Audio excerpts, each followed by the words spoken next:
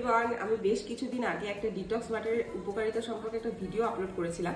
তো তোমরা সেখান থেকে অনেকেই জানতে চেয়েছিলে অনেক রকম ব্যাপারে, যে ডিটক্স ওয়াটারের রেসিপি কী বা বটল সম্পর্কে।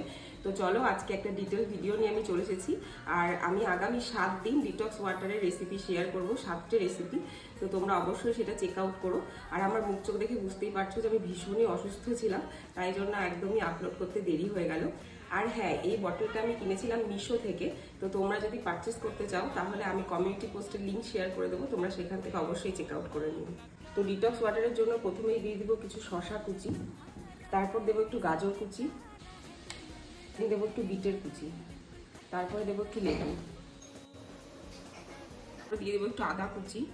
ব্যাস হয়ে গেছে আমার ডিটক্স ওয়াটার। আদা কুচিটা আগে দিতে ভুলে গেছিলাম, তো এখন দিয়ে দিলাম। তো এই যে ডিটক্স ওয়াটার একদম রেডি, এবার খালি চিয়া সিড মিশিয়ে খেয়ে নেব। So that's it for today, by.